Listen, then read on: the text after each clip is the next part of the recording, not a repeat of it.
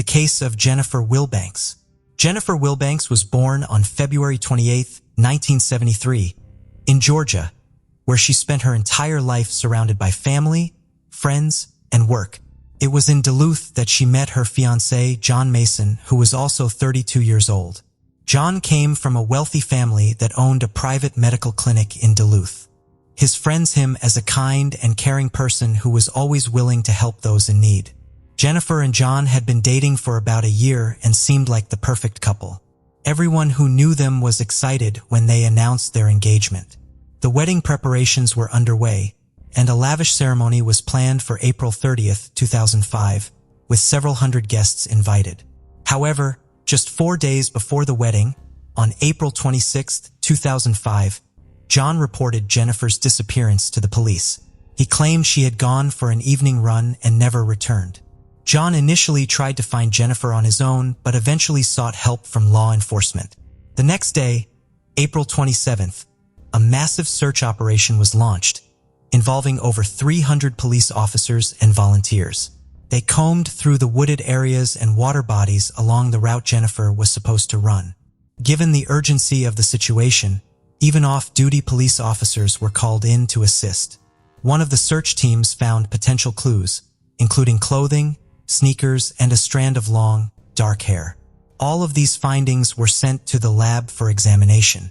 Jennifer's family distributed flyers with her picture and posted them around a city, hoping someone might have information about her disappearance. The media picked up the story, and billboards with her image appeared around town.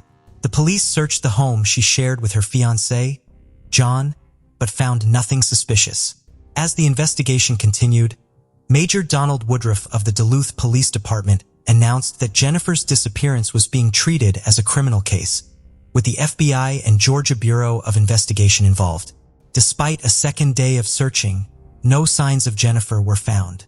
Her family was shocked and distraught, and they reached out to radio and TV stations to publicize her disappearance, suggesting that she might have been kidnapped and taken out of state. Jennifer's family begged her possible kidnapper to release her. The cable news channels extensively covered the story, raising questions about her disappearance. Jennifer was just 4 days away from her wedding. Her relatives, visibly distraught, made emotional appeals during press conferences and interviews. In this photo, a visibly distressed John Mason is shown comforting his mother-in-law. If you're familiar with true crime stories, you may have already pieced together the events surrounding Jennifer's disappearance. As the last person to see Jennifer alive, John became the subject of suspicion when searches yielded no results. Investigators sought to uncover the truth behind John's wholesome image. To those who knew him, he appeared to be a law-abiding citizen who attended church every Sunday and couldn't harm a fly. He was asked to take a lie detector test, but he declined. Instead, he took a private polygraph test with his lawyer present and gave the results to the police. However, this unusual action only heightened the detective's suspicions about John Mason. The test results did not conclusively determine whether John was involved in his fiancée's disappearance. To investigate potential motives, detectives conducted a thorough search of their home and seized 3 computers. Notably, no signs of a struggle or evidence of a crime were found in the house.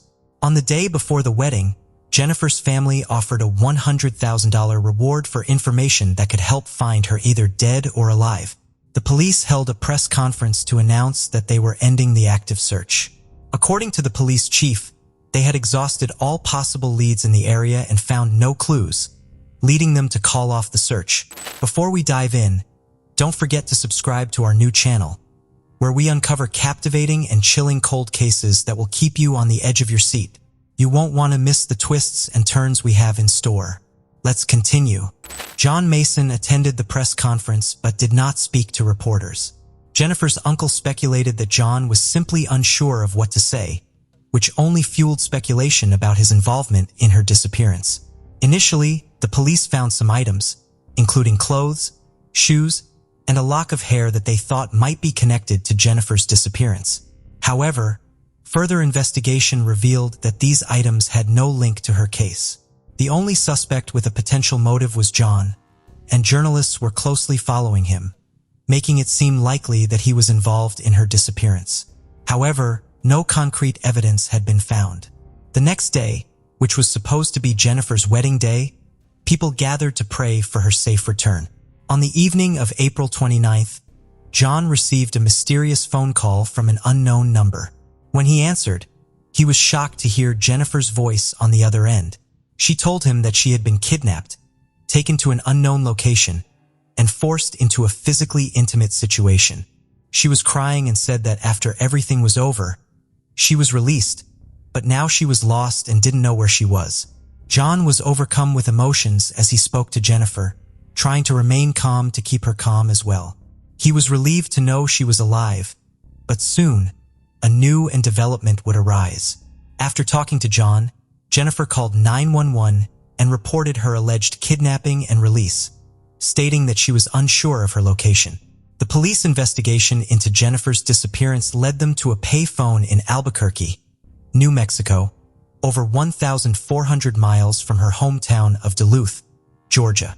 When officers arrived at the scene, they found Jennifer, who was reunited with her relieved family.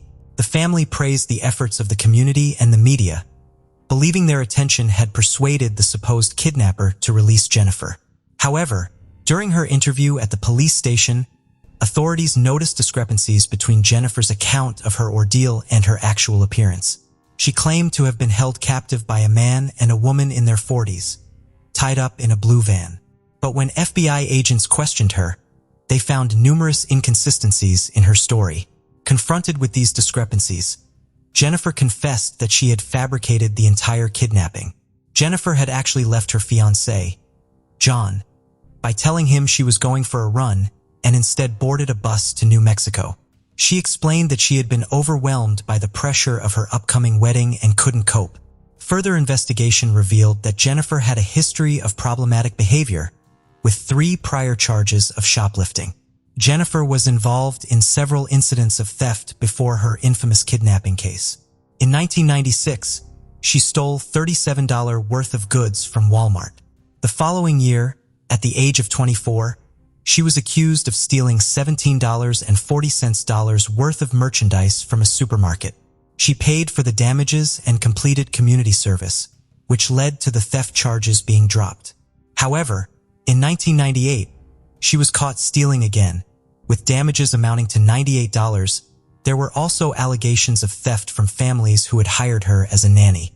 These thefts were considered minor, and she managed to avoid imprisonment.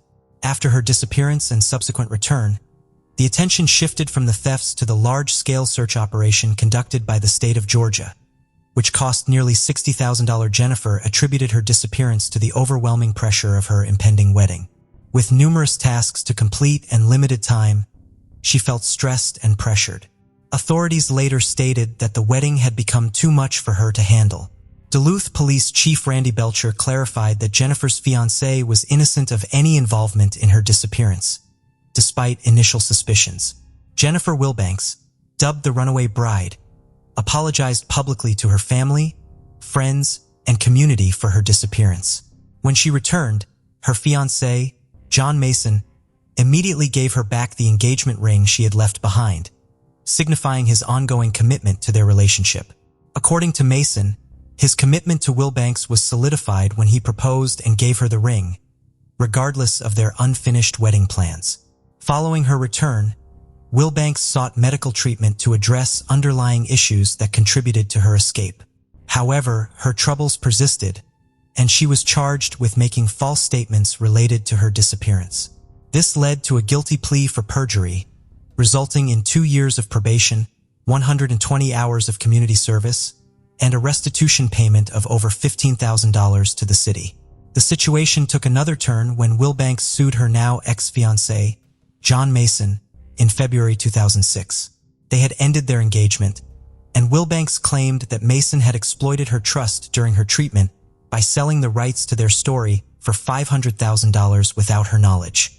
He allegedly used the funds to purchase a house, registered solely in his name, and then kicked her out after their breakup.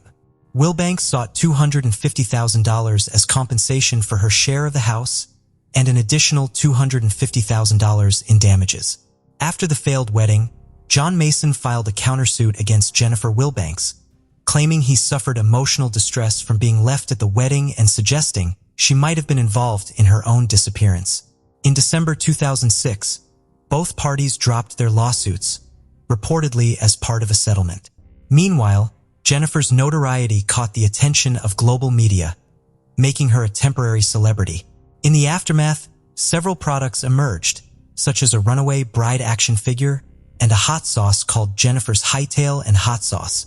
A musical play based on her story opened in Duluth, Georgia, in March 2008. Even a photo of her fiancé, John Mason, appeared in the house for the February 2008 movie The Grand.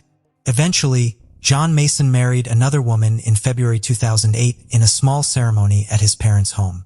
Jennifer also got married in 2010, but her marriage ended after 11 years, and she still resides in Georgia. The case of Mity Sanchez. Mity Sanchez was born on August 10, 1992, in Vallejo, California. She grew up in a large with 2 brothers and a sister. As a child, Mity was cheerful and bright, enjoying time outdoors with friends and playing with her siblings. From a young age, she demonstrated independence, often walking to elementary school with her brother without adult supervision as the school was nearby. On August 10, 2000, Mity's 8th birthday, she was excited about the celebration party her family had planned. However, when she asked her mom if she could skip school, the request was denied. Upset, Mity left her home with her brother at around 7:30 a.m. The plan was for her to wait for her brother after classes, and they would walk home together. But when her brother went outside the school, he couldn't find Mity. Assuming she had already left without him, he headed home alone. However, when he arrived home, Mity had disappeared without a trace. Mity's older sister grew concerned when she realized Mity was missing, especially since her birthday party was supposed to take place that day. As her absence seemed unusual, the sister called their mother around 4 p.m. to report the situation. The mother immediately contacted Mity's school and confirmed that Mity had attended all her classes that day. However, when the mother reached out to family members and Mity's friends, no one had seen her after school. Mity's family became worried and started looking for her. Family, friends, and neighbors mounted a massive search operation. Some walked the streets, while others went door to door along the route from her home to school, asking locals if they had seen her. They also distributed flyers with information about Mity. Despite their extensive efforts, they were unable to find her, leading Mity's parents to call 911 for assistance. The police quickly joined the search and local media started covering the case. The news of Mity's disappearance spread quickly, not just in local news outlets but also across the state. Mity's family has given several interviews to raise awareness of her disappearance. Her mother desperately pleaded with them to return her daughter safely. The police received a lot of information, but none of it was useful. 24 hours after Mity went missing, the investigation had new clues. A man contacted the police to report finding bloody rags at a landfill. After further examination, experts discovered that the rags were actually bed sheets from a hotel in Vallejo. The evidence was sent to the lab for analysis, but it would take several days to obtain the results. Investigators also went to the hotel, but they were unable to confirm whether Mity was there. As the investigators waited for the lab results, they thoroughly searched the landfill for any additional clues, but they found nothing. However, the next day, August 12th, the police received a call that changed the course of the investigation. At around 11 a.m., a man called the police to report a disturbing incident. While driving through an industrial area in Santa Clara, he saw a little girl running towards his van, screaming that someone was chasing her. The girl quickly got into the van, and the driver saw a man running in their direction. A young girl escaped from her kidnapper and sought help from a van driver. As soon as she got into the truck, the kidnapper quickly fled the scene. The girl, who identified herself as Mity Sanchez, told the driver what had happened, and he immediately contacted the police. The officers quickly took Mity to a hospital for a medical examination. They also arranged for her to speak with her mother over the phone, and soon her relatives arrived at the hospital, where they were reunited with Mity. The van driver proved to be a valuable witness in the investigation. He was able to provide the police with the license plate number of the kidnapper's vehicle, which he had seen as it sped away. The truck driver happened to be on the road that day, which was lucky. If he hadn't been there, the kidnapper might have caught up with Mity. The police checked the license plate and discovered that the car belonged to 39-year-old Curtis Dean Anderson, a man with a history of crime. He had previous convictions for theft and kidnapping and was also suspected of other offenses. Police took a statement from Mity about what happened to her. Mity recounted that on August 10th, she was excited to finish school and head home. She was excited to finish school and head home to celebrate her birthday with her family. When her last class ended, she decided not to wait for her brother and walked home alone.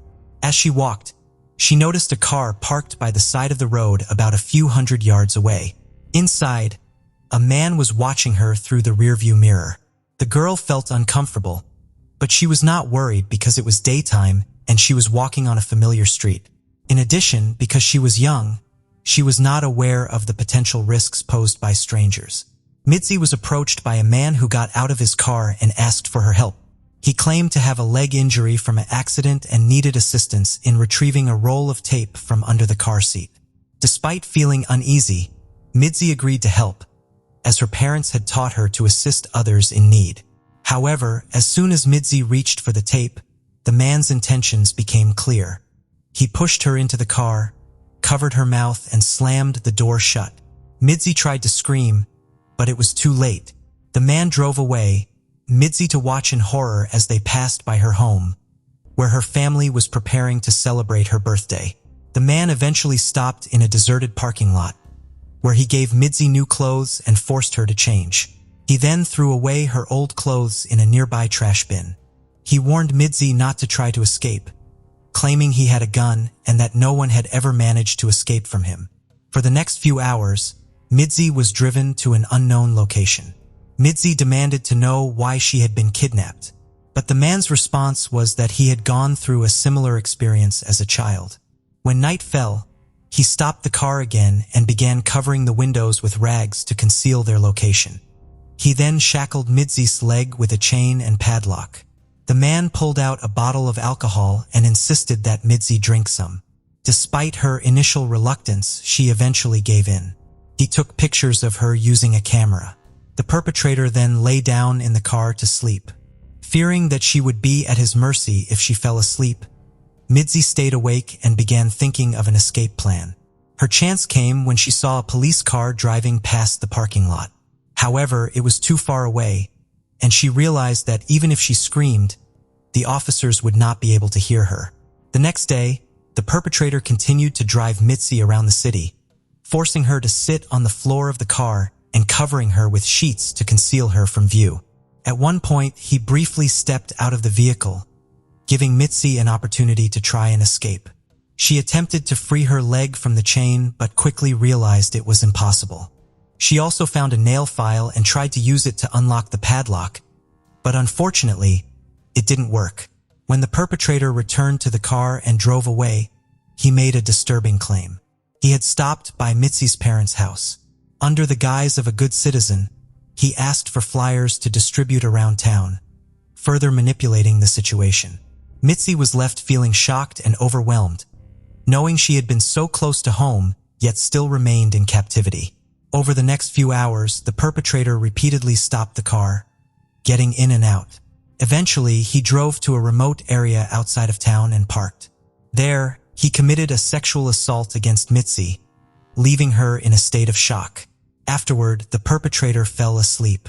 The next morning, he resumed driving, making several stops to buy cigarettes and alcohol. When he returned to the car and leaned into the cabin, an object fell out of his pocket. He warned Mity not to look, but she disobeyed. She glanced down and saw a large set of keys. Mity quickly realized that one of the keys could open the lock on her chain. Although afraid of the perpetrator's possible reaction, Mity was brave enough to act. She grabbed the keys, selected one that seemed to fit the lock best, and tried to unlock it. To her relief, the key worked. Mity managed to free herself from the chain and moved towards the car door, which was the last barrier between her and freedom. To escape, She opened the window and tried to climb out. However, her body was exhausted, and her legs had almost no strength left. Using the last of my strength, she pushed herself upwards and finally jumped out of the car. As she moved around it, she spotted her kidnapper, who instantly saw her as well. He yelled for her to come back, but Mity had no intention of surrendering. She took off in the opposite direction, and her kidnapper started chasing after her. As she fled, she attempted to get help from passing cars by waving her hands and screaming, but all the cars ignored her pleas and kept driving by. Not losing hope, Mity kept running forward. In her desperate, finally she spotted a van and she ran towards it. Jumping in front of it to stop the driver. The driver quickly halted, and Mity climbed into the cabin, exhausted, dehydrated, and starving, but safe. At the hospital, she received the medical attention she needed, and her family soon arrived to be reunited with her. Mity's story quickly became top news in town. When she returned home, thousands of people gathered on her street, cheering and shouting birthday wishes she had missed while in captivity. Meanwhile, the police were searching for her kidnapper, whose location remained unknown. During the investigation, the police showed Mity's mother a photo of the suspect, and she recognized him. She had seen him twice before, once before Mity's abduction, when he was standing on their street, staring at their house, and again the day after Mity's disappearance, when he came to their home asking for flyers.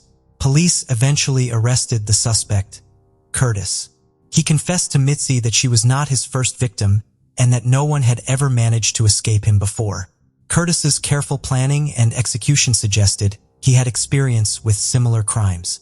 It is notable that Curtis had a prior conviction for kidnapping a woman in 1991, for which he served time until his release in November 1999. The trial began in April of the same year. Mity bravely testified in a crowded courtroom, recounting every detail of Curtis's crimes against her. Even though Curtis was there, Mity remained calm and completed his mission. As a result, Curtis received a 251-year prison sentence. However, this marked the beginning of a new chapter in the investigation. Detectives regularly visited Curtis in jail, questioning him about potential involvement in other crimes. One of these visits, they discovered that Curtis had confessed to a fellow inmate about kidnapping and murdering 8 additional girls. The inmate agreed to cooperate with the police, sharing Curtis's confession in detail. However, Curtis himself was reluctant to reveal all his secrets. Instead of denying the allegations, he attempted to negotiate privileges in exchange for information, speaking with detectives in riddles. As for Mity, she was constantly bullied and ridiculed by her classmates, labeling her the kidnapped girl. They even told her she should have died instead of being rescued. The constant bullying made her school years extremely difficult, which hindered her recovery from the traumatic experience. Mity could no longer handle the immense pressure. As a result, she turned to alcohol as a means of coping with stress, relying more and more on it. Eventually, she lost hope of returning to a normal life. However, a car accident after a party with friends changes her life forever. Mity suffered serious injuries, including a broken neck and arm, and spent 2 weeks in a coma. Upon waking up, she received news from her doctors. She was pregnant with a daughter. This gave Mity the power to change her life for the better. She decided to devote herself entirely to her daughter and also to helping other children who were victims of various crimes. Mity went on to found a non-profit organization that continues to help those in need to this day. As for Curtis, he passed away in February 2007 due to illness, just 6 years after being sentenced. The detectives' only regret was that they were unable to obtain full confessions from him regarding other cases he was suspected of being involved in. Notably, his son followed a similar path and was also convicted of murder. Unfortunately, the son's life was cut short in prison in February 2019.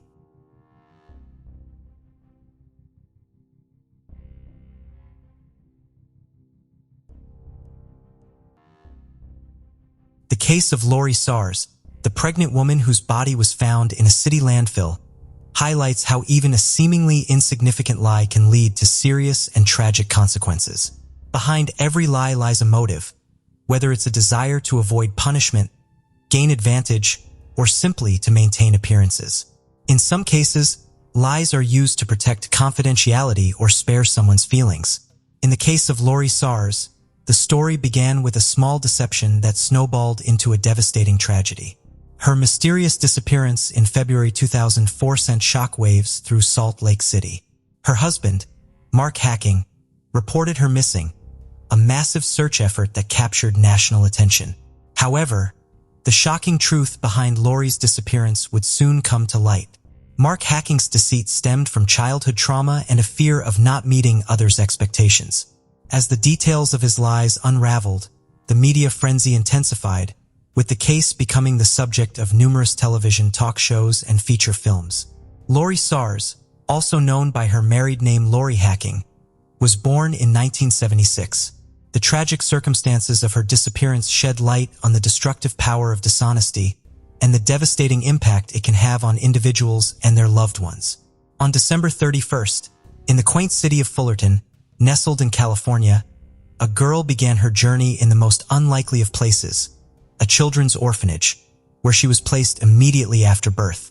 Her origins shrouded in mystery with no trace of her birth parents.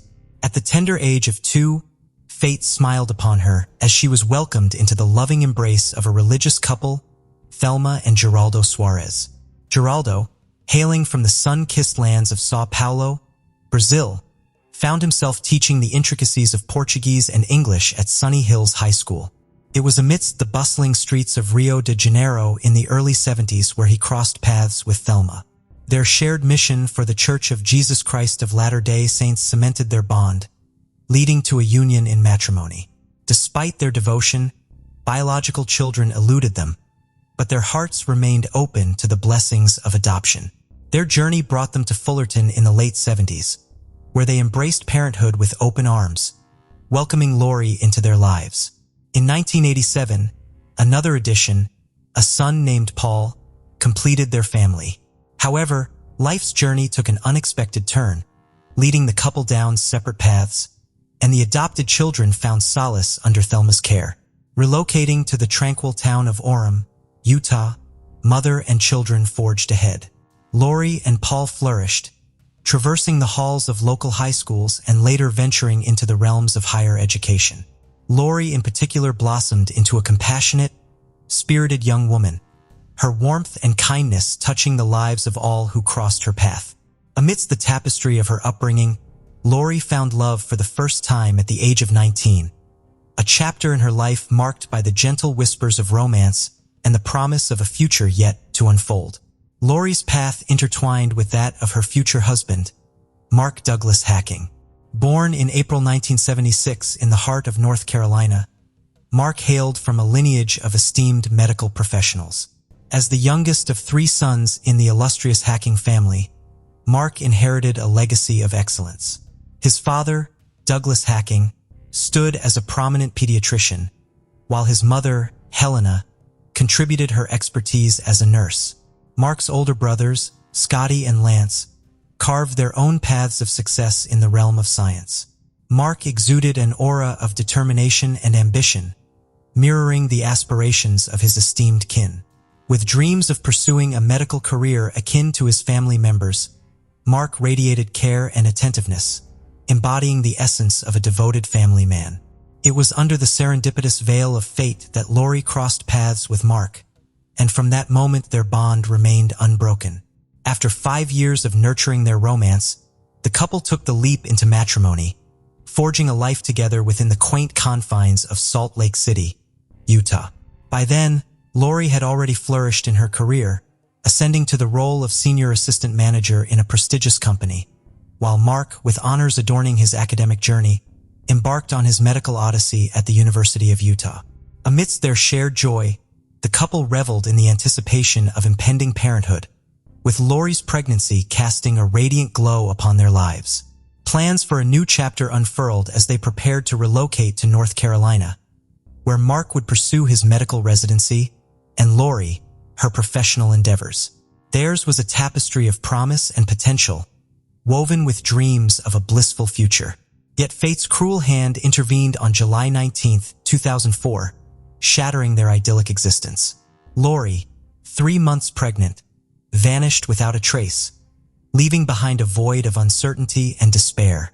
Mark's frantic attempts to reach her on that fateful day were met with eerie silence, signaling the onset of a harrowing ordeal.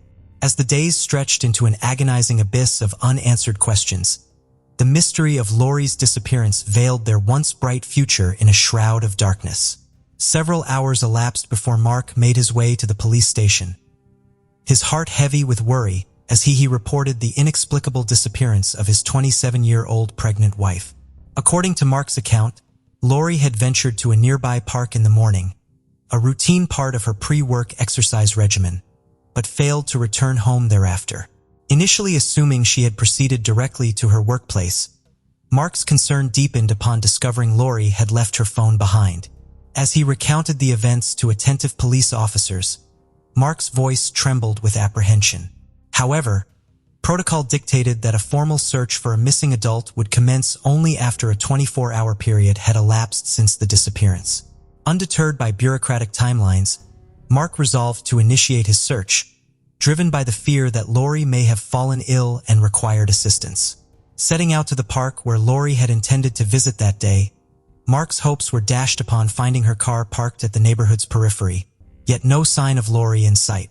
Returning home, he embarked on a relentless quest, reaching out to friends, relatives, and colleagues in a desperate bid for information. Their collective response echoed his distress, with no one having seen or heard from Lorie on that fateful day. Word of Lorie's disappearance quickly spread, igniting a groundswell of community concern. Before law enforcement intervened, hundreds of individuals comprising relatives, friends, acquaintances, and concerned citizens rallied to join the search effort. Together, they combed the vicinity, engaging neighbors, local vendors, and passers-by in their quest for any semblance of information. While plastering the area with flyers adorned with Lorie's visage, a poignant plea for her safe return. On July 20th, as the official report of Lorie's disappearance emerged, the news swiftly reached the media, casting a pall of concern over Salt Lake City. In response, the relatives of the missing woman convened a press conference, their faces etched with worry, beseeching the community for assistance. Mark, Lorie's husband, stood at the forefront, his anguish palpable as tears streamed down his cheeks, imploring anyone with information about his pregnant wife's whereabouts to come forward. By nightfall, a groundswell of support had materialized, with nearly 1,000 individuals joining the search effort. As police scrutinized Lorie's abandoned car, a perplexing detail emerged. Despite Lorie's petite stature, the driver's seat had been adjusted to accommodate someone much larger, a discrepancy too glaring to ignore. Further confounding investigators, a key revelation surfaced during a search of the Hacking residence: the discovery of the car keys purportedly found in the park. The incongruity was glaring. How could the keys be within the home if Lorie, as Mark had claimed, had departed in the car and never returned? This turn of events immediately raised suspicions about Mark. He claimed that the keys had been left in the ignition when he discovered the car, so he simply took them out and brought them home. While this explanation wasn't enough to detain him, it certainly warranted closer scrutiny from law enforcement. Soon, suspicions about his involvement in his wife's disappearance were substantiated in a most unexpected manner. Overwhelmed by grief, Mark's behavior took a bizarre turn. The day after Lorie was reported missing, police received reports of Mark running naked through the city streets, his cries unintelligible. His distraught demeanor and erratic actions prompted a psychiatric evaluation, raising questions about his mental state. While many attributed his breakdown to the stress of his wife's disappearance, police speculated that it could have been a ploy to feign insanity and evade accountability. As Mark underwent psychiatric assessment, investigators obtained permission to conduct a thorough search of the couple's residence. What they discovered painted a chilling picture: traces of blood in the marital bedroom, alongside remnants of stained bedding. Curiously, a new mattress, purchased on the morning of July 19th, the day Lorie vanished according to Mark's account, had replaced the old one. Moreover, concealed within the closet lay a sizable kitchen knife, its blade bearing what appeared to be dried blood. But the most damning evidence awaited investigators in the living room. An envelope addressed to Mark lay conspicuously on a table, containing a letter purportedly written by Lorie herself.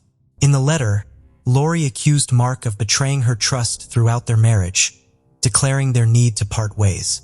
This revelation cast a grim shadow over the investigation, suggesting a far darker truth behind Lorie's disappearance, one that hinted at betrayal and potential foul play. This revelation finally convinced law enforcement that Mark was directly implicated in his wife's disappearance. The only remaining task was to unravel the events of July 19th. A breakthrough in shedding light on the situation came from Mark's father, Douglas Hacking. According to Douglas, Mark had never graduated from the University of Utah nor become a certified psychologist. He had been expelled 2 years prior, shortly after marrying Lorie. Fearful of disappointing his beloved and his family, Mark continued to masquerade as a student, fabricating assignments and defending his diploma in a parade that snowballed out of control. Mark's confession to his father, made just a month before the tragedy, laid bare the extent of his deceit. He attributed his actions to familial pressure, feeling compelled to match the success of his relatives in the medical field. As the sole breadwinner in their family, Lorie remained oblivious to the truth, with Douglas unknowingly enabling Mark by providing financial support. When the time came for Mark to defend his diploma, Douglas arranged an interview at a medical school in North Carolina, only to discover Mark's lack of credentials. Despite Douglas's insistence that Mark come clean to Lorie, he persisted in his deception, claiming acceptance to the medical school on the premise of his fictitious psychology degree. Unbeknownst to Mark, Douglas took matters into his own hands and divulged the truth to Lorie's sister. Shocked by the revelation, Lorie grappled with the betrayal of 2 years' worry worth of lies from her husband, compounded by the fact that she was carrying his child. Wrestling with her shattered trust, Lorie confided in her closest friend, seeking solace and guidance in the midst of overwhelming uncertainty. On July 25th, 6 days following Lorie's disappearance, Mark, confined to a psychiatric hospital, was visited by his older brothers, where he divulged a chilling confession. He had taken the life of his pregnant wife, Lorie, with a .22 caliber rifle. However, he withheld specific details initially, leaving investigators to piece together the grim events that transpired in the Hacking household. During a search of the local hospital's dumpster, authorities uncovered a spring mattress, meticulously cut into pieces, stained with blood and dark hair, an expertise later confirmed to belong to Lorie. Mark hinted to his brothers that he had similarly dismembered Lorie's body, bagged it, and disposed of it in a dumpster. Despite exhaustive efforts, no trace of her remains surfaced, prompting a massive search of the city's landfill by police and volunteers. Amidst mounting evidence of Mark's culpability, legal complexities loomed. Though law enforcement harbored no doubts regarding his involvement, the absence of a body posed challenges. Nevertheless, on August 2nd, Mark faced formal charges of first-degree murder and obstructing an investigation, leading to his transfer to a mental health facility within the jail. A grim discovery on August 9th marked a critical breakthrough. Human remains were unearthed at the landfill, confirmed through expert examination to be Lorie's. Subsequent investigations revealed a harrowing narrative. On July 18th, Lorie penned a note to Mark expressing her intent to divorce him upon discovering his web of lies, fabrications about his education, aspirations, and reliance on familial support. Unwilling to accept Lorie's decision, Mark resorted to an unthinkable act of violence. In the dead of night, as Lorie slept, he callously ended her life with a single gunshot to the head. What followed was a calculated effort to conceal his heinous crime, orchestrating a facade of her disappearance. As legal proceedings unfolded, initial plans for seeking the death penalty underscored the gravity of Mark's actions, casting a shadow of justice over a tragic saga of deceit and destruction. For Mark, however, lingering doubts persisted regarding his awareness at the time of the crime. Subsequently, the penalty was revised to life imprisonment.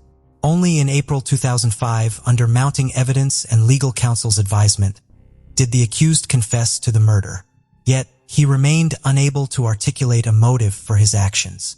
Tearfully, he lamented Lorie's significance in his life, expressing profound fear of losing her. On that fateful night, he claimed to have lost control, seized by a delirium that led him to fatally shoot his pregnant wife as she slept.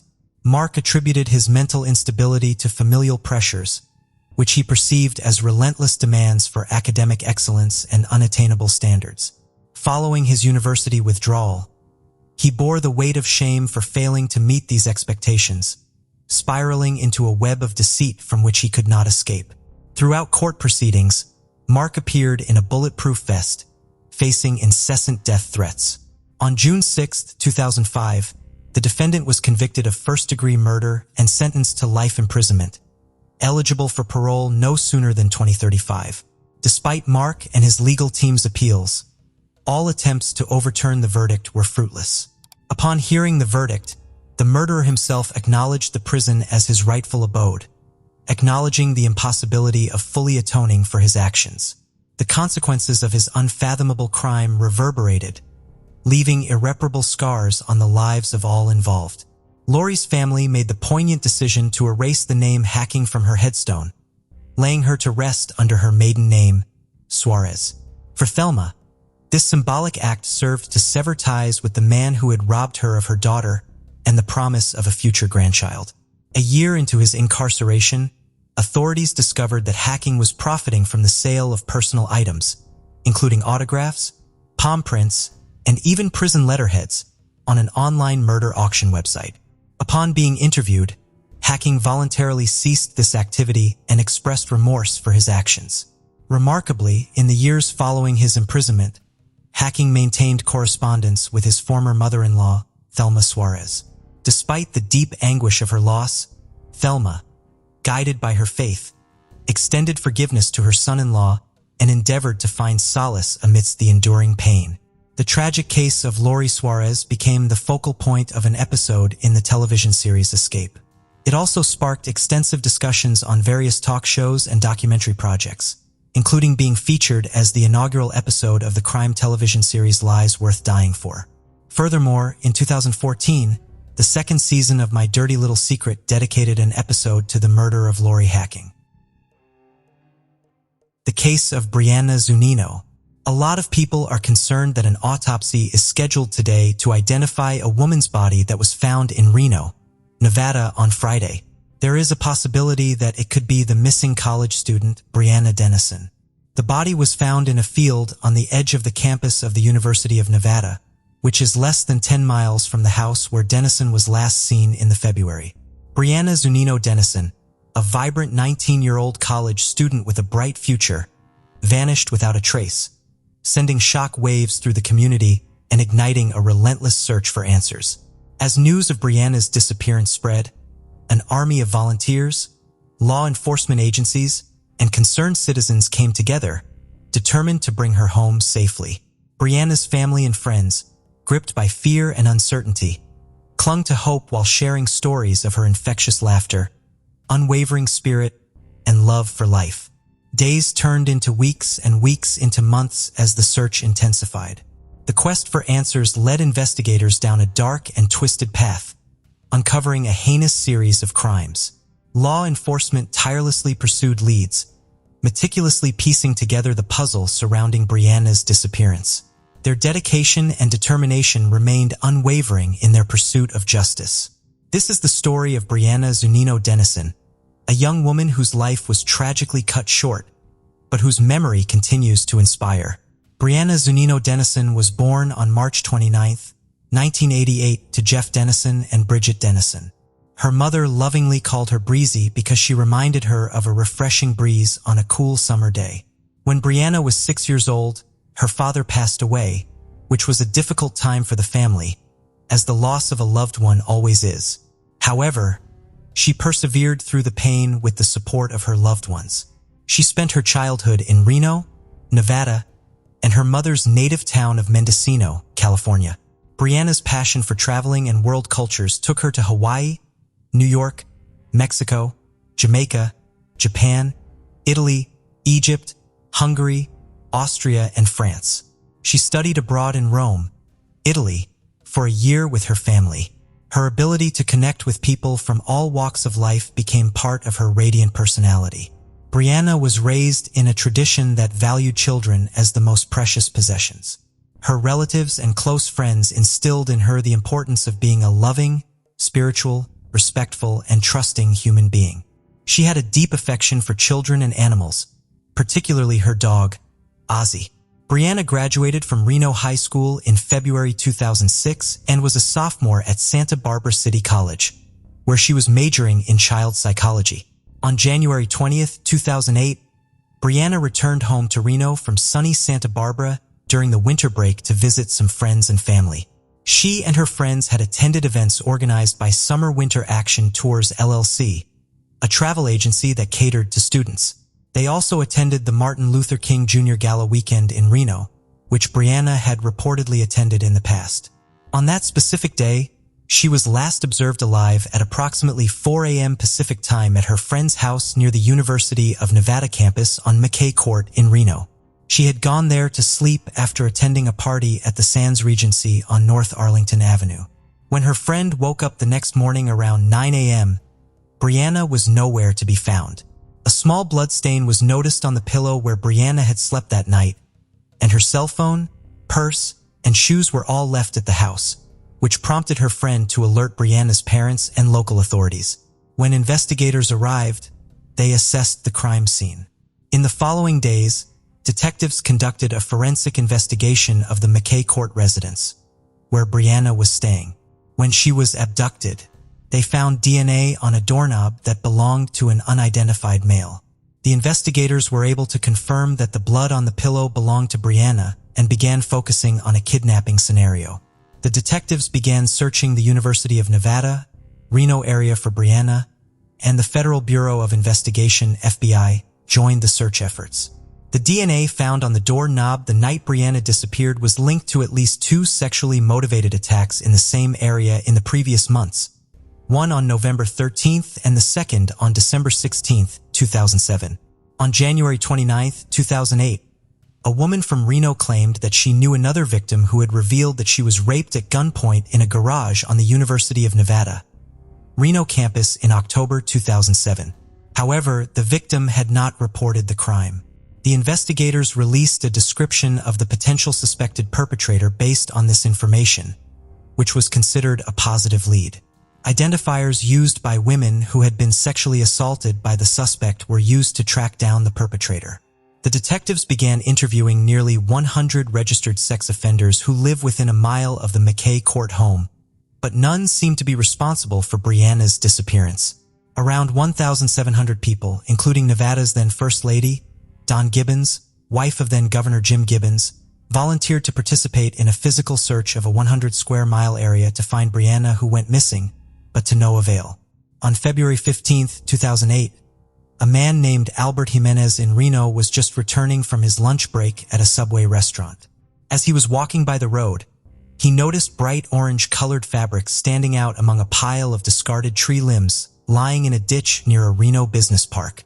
When he approached closer, he discovered neon orange socks, which were attached to feet, which at first he thought was a mannequin, but later turned out to be a woman. Jimenez had heard about Brianna Denison's kidnapping, but didn't think the victim resembled the photographs he had seen on billboards. Jimenez did not have a mobile phone, so he promptly returned to his workplace, EE Technologies, to call the Reno police. When the police arrived at the South Reno lot, Jimenez was informed that the victim was Brianna Denison. As an autopsy report had confirmed that the body found in a field near a Reno business park was hers, Brianna had been assaulted and killed. A piece of underwear was also found near Brianna's body, along with DNA evidence from the perpetrator and an unknown female. The police believed that the underwear did not belong to Brianna and might have been left there too to taunt the investigators. The police then asked anyone who recognized the underwear as theirs to come forward, as they might have information about the perpetrator's identity, but no one came forward. On January 29, 2008, the Reno police released a description of the unknown perpetrator. The person in question was also linked to at least 2 sexual assaults in November and December 2007, and a woman claimed to have been raped in a parking lot in October. Previous victims had provided enough detailed information for the police to sketch a suspect. An item of underwear was found near Denison's body, along with the killer's DNA and the DNA of an unidentified woman. The police stated that the item of clothing did not belong to Denison and may have been left near her body to taunt the investigators. The police are asking anyone who recognizes the item of clothing as theirs to come forward, as they may know the identity of the perpetrator. On Tuesday, November 25, 2008, 27-year-old James Michael Bella from Sparks, Nevada was arrested and taken into custody at the Washoe County Jail. He was charged with murder, first-degree kidnapping, and sexual assault. Bella was apprehended while he was dropping off his son at the Stepping Stones Children's Center in Reno. Bella had already provided the police with a DNA sample collected from a doorknob in Brianna's friend's house. The detectives also discovered that Bella was a former Marine and had been previously arrested in February 2001 for threatening his former girlfriend's neighbor with a knife. On Wednesday, November 26, 2008, during a press conference held by the Reno Police Department, it was confirmed that the DNA collected from Bella matched the DNA found at the crime scene, positively linking him to the murder of Brianna Denison and a previous sexual assault. It was also revealed that a friend of his girlfriend had turned in Bella via the secret witness program on November 1, 2008, after Bella's girlfriend had confided to this friend that she had found underwear unknown to her in Bella's truck, as they were coming back from Washington State, where Bella had taken a job in March 2008. News media reports of Brianna's case, including a police sketch of the suspect and a description of a vehicle used in another rape, the month before Brianna's abduction began circulating. Bella was questioned by detectives about his atrocity after the secret witness tip came in, but he denied his involvement and declined to provide a DNA sample. Bella's girlfriend was also questioned and gave police permission to obtain DNA from her 4-year-old son, whom Bella had fathered. The test confirmed that his direct relative, Bella in this case, had left a DNA sample collected at the home where Brianna Denison was abducted, and at the other rape that had taken place the prior month. On his way to Washington, it was also revealed that Bella had sold his truck in Idaho, which matched the description of the vehicle used in the previous sexual assault. At the press conference, officials mentioned that the vehicle was being returned to Reno to be searched and used as evidence in the case against him. On Thursday, May 27, 2010, Bella was found guilty of the murder of Brianna Denison, and after deliberating for about 9 hours, the jury returned a guilty verdict for all counts against Bella, which included kidnapping, sexual assault, and murder. The defense attorneys argued against the death penalty, stating that Bella suffered an abusive childhood due to an alcoholic father, that he had been a productive member of society before his crimes, and that he was a model prisoner. However, the jurors did not accept these mitigating factors and handed out the death sentence. On July 30, 2010, Bella was sentenced to 4 additional life sentences for multiple counts of rape and kidnapping associated with attacks on 2 victims before Brianna's abduction and murder. Over the years, Bella's appeals have been denied. The story of Brianna Zunino Denison is one of resilience, heartbreak, and the unyielding pursuit of justice. Brianna's family, who faced unimaginable pain and uncertainty, stood strong in their fight for justice. Their unwavering determination became a beacon of hope for others facing similar tragedies. The legacy of Brianna's story reaches far beyond her case. It has sparked crucial conversations, inspired community initiatives, and brought awareness to the issues of violence and safety. Law enforcement's tireless efforts ultimately led to the apprehension and conviction of the individual responsible for Brianna's abduction and murder. Their dedication and unwavering commitment to finding justice showcase the power of teamwork and determination. As we remember Brianna, we hold on to the memories of her vibrant spirit, her love for life, and the impact she had on those who knew her. Her story serves as a reminder of the importance of community, compassion, and standing up against violence. In the end, Brianna Zunino Denison's legacy will live on, not only through the love of her family and friends, but through the collective efforts to create a safer world for others. May her memory continue to inspire change and hope. Rest in peace, Brianna Zunino Denison. The case of Chris Watts. Shannon Ruzichak and Christopher Watts, both from North Carolina, met in February 2012. Shanann was from Aberdeen, and Chris was from Spring Lake. They tied the knot on November 3, 2012, but not everyone was thrilled about their union. Chris's parents, Cindy and Ronnie Watts, didn't attend the wedding, with Cindy later explaining that she didn't get along with Shanann and didn't like how she treated her son. A year after getting married, Shanann and Chris moved to Frederick, Colorado, marking a fresh start in their lives. They were excited to start a family and eventually welcomed 2 daughters, Bella Marie, born on December 17, 2013, and Celeste Catherine, Cece, born on July 17, 2015. Shanann had been diagnosed with lupus, a chronic autoimmune disease, at a young age. Despite the challenges this presented for getting pregnant, Shanann defied the odds and became a mother twice. She was known for her kindness, compassion, and positivity, and was determined to create a happy life for herself and her family. Shanann was a loving and exceptional mother, and her vibrant personality drew people to her. Every morning, she would send her friends heartfelt texts that read, "Good morning, beautiful," making them feel cherished and uplifted. Her daughters, Bella and Cece, were the center of her universe, and she devoted herself to nurturing and supporting them. Shanann was active on social media, sharing videos that offered a glimpse into her daily life and that of her daughters. Her friends and family cherished these videos, which showcased her warm personality. In many of these videos, Shanann expressed her deep admiration for her husband, Chris, portraying him as a loving husband and father. However, those close to the family found Chris difficult to connect with on a deeper level, as he tended to keep to himself. Despite their reservations, Shanann's family and friends accepted Chris because of her deep love for him. However, the couple was struggling financially, and in June 2015, they filed for bankruptcy due to a heavy mortgage, multiple car payments, loans, medical bills, and significant credit card debt. At the time, Chris worked at Anadarko Petroleum, while Shanann worked at a children's hospital call center. However, by 2016, Shanann had changed careers, becoming a consultant for a multi-level marketing company, selling a nutritional supplement administered through a patch. Shanann loved her job, and it showed.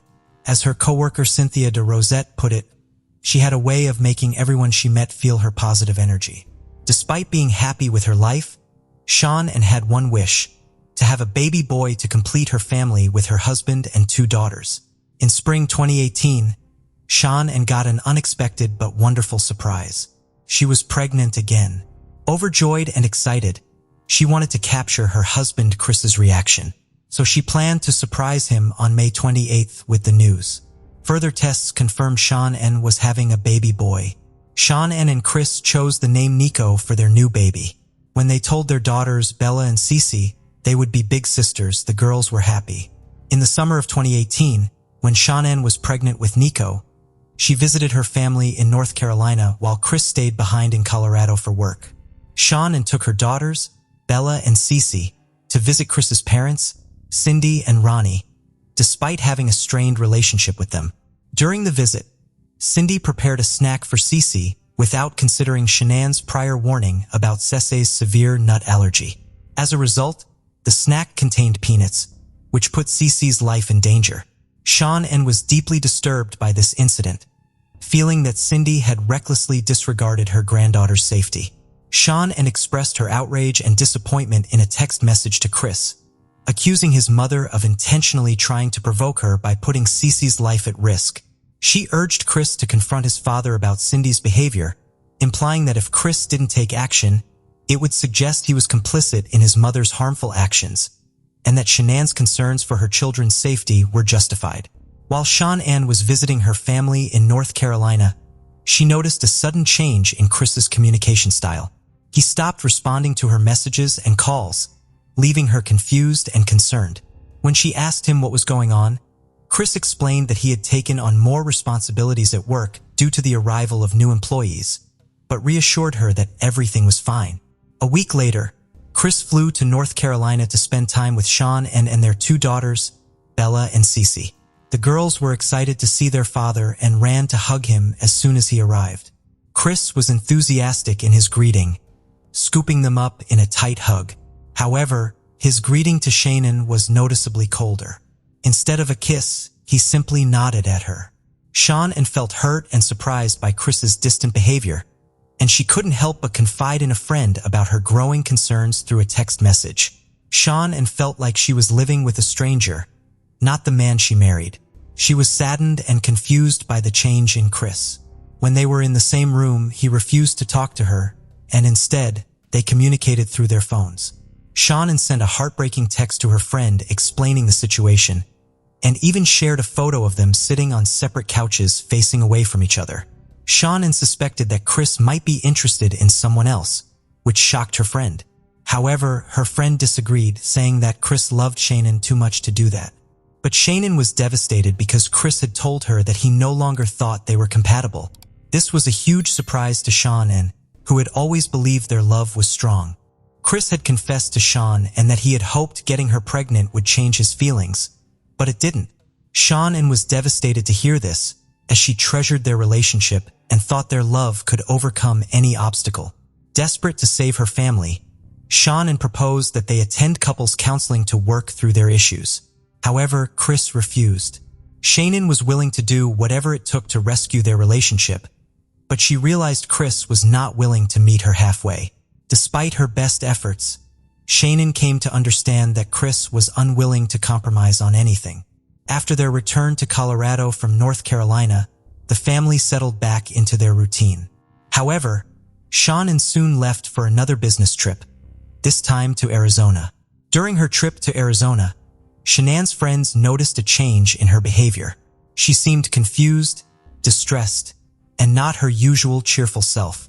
One evening, while they were all in their hotel room, Shannon opened up to her friends about her concerns. She told them that Chris had expressed doubts about their relationship and refused to go to couples therapy. On August 11th, while Shannon was still in Arizona, she received a notification on her phone about a restaurant charge on her and Chris's account. The amount of the charge raised her suspicions, and she wondered if Chris was having dinner with someone else. This made her feel uneasy and doubtful. When Shannon returned home from her trip on August 13th, her friend Nicole Atkinson drove her home. Their doorbell camera captured Shannon entering her house at around 1:48 a.m. The next morning, Shannon's friends became worried when they didn't receive their usual good morning messages from her. They knew she had an important doctor's appointment at 9:30 a.m. and were concerned that something might be wrong. When Shannon missed a 12:30 p.m. business meeting, her close friend Nicole Atkinson became alarmed. As the day went by with no word from Shannon, Nicole's concern grew. She sensed something was off. Feeling a strong urge to act, Nicole drove to Shannon's house. As she arrived, she felt a knot in her stomach. Shannon's van was parked in the garage, and her daily shoes sat by the front door. Nicole knocked on the front door, hoping Shannon would emerge, explaining that she had overslept after her flight the previous day. But there was no response. One of Shannon's friends contacted her husband, Chris, telling him they couldn't reach her. Chris reassured them, thinking Shannon might have taken their daughters to a friend's house. Shannon's friends were puzzled by Chris's response because they had all been in touch with each other, and none of them knew where Shannon was. She had no plans to meet up with any of them. As a result, her friends told Chris they planned to contact the Frederick Police Department to report Shannon and their daughters, Bella and Cece, as missing. However, Chris did not want to involve the police. One of Shannon's friends, Nicole, was so worried that she went ahead and called 911 to report the three missing. After Nicole's call, a police officer from the Frederick Police Department arrived at the Watts home. The officer's body cam footage showed Nicole's distress as she explained what she knew about Shannon and her daughters. When Chris arrived, he approached the officer. But unlike Nicole, he did not appear to be very concerned, despite his wife and daughters being missing. During a search of Shannon and Chris's home, the officer found Shannon's purse, which contained her medication and that of her two daughters. This finding concerned Shannon's friend Nicole. But Chris, her husband, remained unusually calm. The officer also discovered Shannon's wedding pants on the bedside table. Afterwards, the officer and Chris went to a neighbor's house to review the footage from their security camera. A camera captured footage of Chris's driveway and garage, showing him opening the garage door, moving around, and leaving the house at 5:28 a.m. When Chris watched the footage with the police, his behavior changed. He became nervous and fidgety, which didn't go unnoticed by his neighbor, who suggested to the officer that Chris wasn't acting normal. Chris's reluctance to search for his wife and daughters, Bella and Cece, raised concerns among Shannon's friends, who found it incomprehensible that he wasn't worried about their disappearance. As the investigation unfolded, the police canvassed the neighborhood, asking residents if they had seen Shannon or anything unusual. The FBI and the Colorado Bureau of Investigation joined the search the next day, along with the Boulder Police Department's cadaver dogs, which searched the property and inside the house. During the search, an officer handling a cadaver dog commented that the house smelled of cleaning products and seemed unusually clean. The officer's suspicions were raised by a comment, leading them to inspect the cleanliness of the home more closely. The presence of cleaning products hinted that someone might have tried to hide evidence or erase potential clues. While his house was being searched, Chris gave an interview to 2 Denver news stations outside his residence. During the interview, Chris claimed that he and Sean hadn't argued before she left, but he did mention they had an emotional conversation. Chris appealed to whoever was holding his family, begging for their return and expressing his desire to be reunited with them. He emphasized that his house felt empty without them, but his behavior during the interview raised concerns. Chris appeared cold and unemotional, which surprised those who knew him.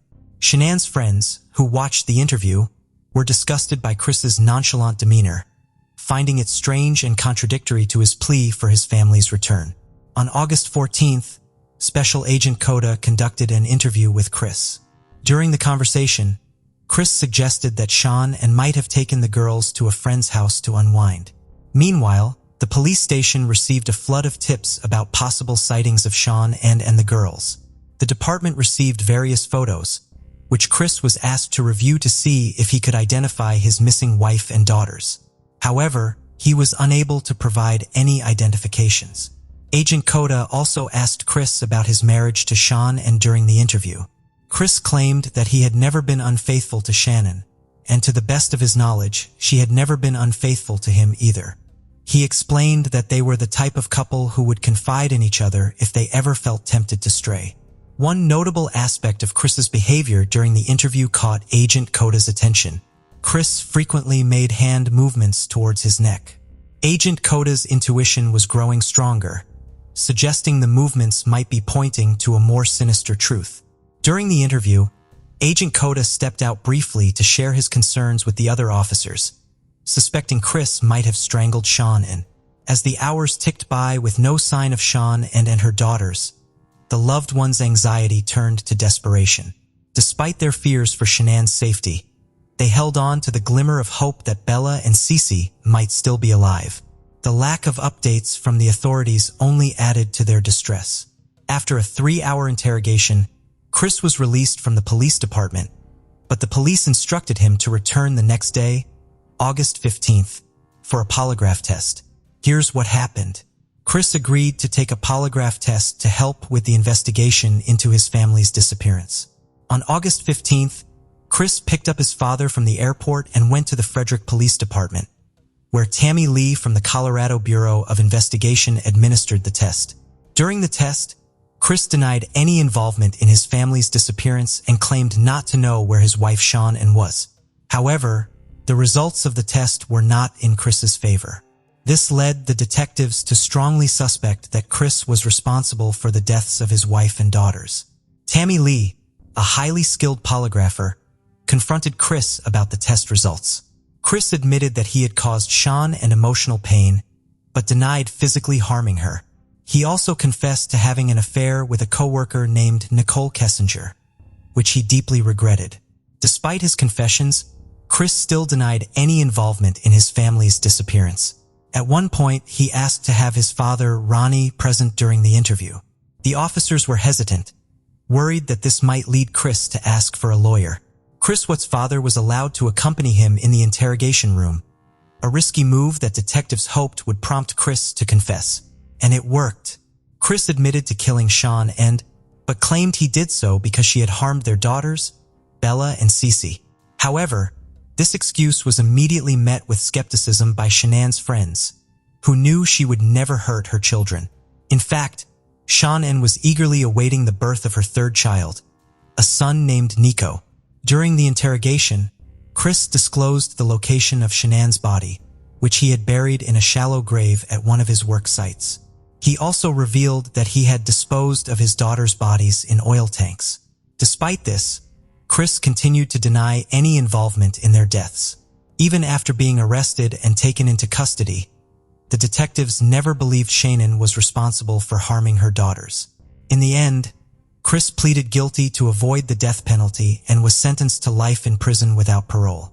At the sentencing hearing for Chris, the judge expressed outrage over the brutal crime Chris had committed, calling it the most inhumane and vicious one he had seen in his entire career of handling thousands of cases. Years later, Chris confessed to murdering his wife Shanann and in their bed. According to Chris, he strangled her after she discovered his infidelity and threatened to take their daughters away. Chris then put Shanann's body in his truck and drove to his work site with their two daughters. Tragically, Chris admitted to killing his daughters one by one at the site, with one daughter forced to witness the murder of her sister before meeting the same fate. Humans are inherently doubtful and covetous beings. When confronted with perfection, their instinct is to seek out imperfections. In the absence of any, they often endeavor to fabricate them. The calamity to be recounted today was observed by a vast audience, yet no one was able to assist the seemingly flawless girl, who as a result became handicapped. Tsinghua University, often referred to as the Chinese Harvard, was hosting a distinguished performance in partnership with the Beijing Symphony Orchestra. This event held significant prominence. Gracefully attired pairs made their entrance into the majestic theater. Men in impeccably cut black suits adorned with gleaming cufflinks, and women in stunning full-length gowns clutching petite handbags. They exchanged smiles and engaged in polite conversations as they proceeded to their seats. Tsinghua University students poised to showcase their talent that evening faced immense pressure. One student, Zhu Ling, was confronting an especially daunting challenge. She was about to deliver a 6-minute solo poised to be the defining 6 minutes of her life. The audience potentially included professors, prospective future employers, and benefactors, all key figures for her career prospects, heightening the stakes. Any error or mishap was not an option. She needed to captivate them and leave a lasting impression with her performance. Her goal was to immerse herself in the rhythm and embody the essence of the ancient Chinese musical instrument, the jiqin. Revered as the instrument of the wise and favored by literati and intellectuals, those who mastered it were invariably seen as genial and perceptive. The jiqin, a symbol of prestige, boasts a rich history. One of these venerable instruments from the Song dynasty fetched $22 million, ranking it among the most valuable. To soothe Ling's nerves, numerous friends positioned themselves near the stage, their anxiety nearly matching hers, having witnessed all she had endured over the past 2 months. For this moment, Zhu Ling's entire existence up to now had been devoted to these 6 minutes. She had almost jeopardized her well-being for this event. Her nerves were so frayed that in 3 days preceding her solo, she scarcely consumed any food. Stress-induced stomach pains plagued her, and sleep was elusive, making it hard for her to keep her eyes. Her vision began to blur. Finally, Zhu Ling ascended the stage, greeted the audience with a bow, sat down, and commenced playing the guqin. In those initial moments, her friends held their breath. But soon, the tension eased, and they found themselves enveloped in the music. Zhu Ling's stage presence that evening betrayed no sign of her nerves. She seemed to become one with the melody. Her hands glided effortlessly, coaxing out exquisite sounds that resonated throughout the theater. Some of her friends were even brought to tears.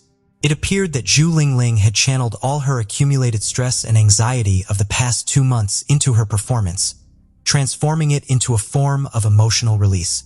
As the 6 minutes concluded, the audience burst into applause. Zhu Ling gave a deep bow, offered a smile, and exited the stage. Unbeknownst to her, her best friend was in the crowd smiling broadly and clapping so vigorously that her hands turned red. Yet her expression also showed a hint of nervousness. That night, Zhu Ling opted out the festivities to return home and rest. The dissipation of stress left her feeling utterly drained. In the shower, she began washing her hair calmly. Glancing at her hand, she noticed a clump of hair passing through it. Running her hand through her hair again brought a sense of urgency. She pulled back the shower curtain and dashed to the mirror. Her reflection revealed an exhausted face and small irregular bald spots resembling the aftermath of a carelessly wielded razor. This was merely the onset. In the following weeks, Zhu Ling's condition would deteriorate further, leaving her confined to a wheelchair and bereft of ability, unable to move, speak, or even control facial muscles. She transformed from a highly promising Tsinghua University student into someone with the cognitive capacity of a 6-year-old child. This entire wasn't an illness, nor was it a genetic anomaly. Zhu Ling was experiencing something caused by another individual. For ordinary students, gaining admission to Harvard was more likely than to Tsinghua, especially for those native to China. The local acceptance rate stands at a mere 0.4%, making it more accessible to international students. The university operates on an annual budget of $5 billion. It's an institution where influential political figures' daughters and wealthy businessmen, sons, receive their education.